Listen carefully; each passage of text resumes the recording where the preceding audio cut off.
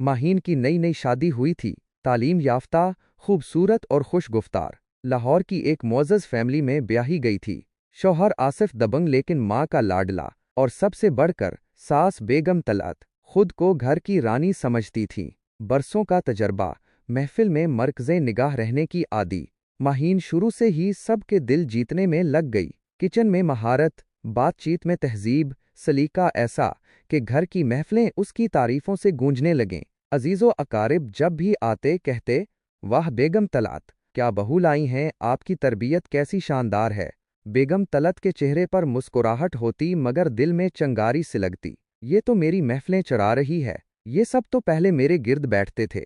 एक दिन किसी महफिल में माहीन ने एक बात मजाक में कही, अम्मी जान तो पुराने ज़माने की हैं, आजकल के खाने कुछ और होते हैं। बस वही लम्हा था जब बेगम तलत के दिल ने फैसला कर लिया, माहीन को अपने तख्त से उतारना होगा। घर की फिजा बदल गई। हर बात पर टोकना, मेहमानों के सामने तनकीद, आसिफ के कान भरना। माहीन हैरान, ये अचानक क्या हो गया। माहीन के एक करीबी दोस्त ने उसे समझाया, तुमने नादानी में उनकी चमक छीनने की कोशिश की। पहली ताकत का कानून है, कभी भी मालिक से ज्यादा न चमको। बेगमे तलअत यहाँ बरसों से मलका हैं। अगर तुम उनसे आगे निकलने की कोशिश करोगी तो वो तुम्हें खुद मिटाने पर उतर आएंगी। माहीन ने हिकमत से रास्ता निकाला। अगली महफिल में सबके सामने कहा, ये सब अम्मी जान की ही सिखाई हुई बातें हैं। मैं तो उनकी शागिर्द हूँ, जो कुछ आता है उन्हीं से सीखा है। बेगम तलत का चेहरा खिल उठा। दुश्मनी की जगह मोहब्बत ने ले ली।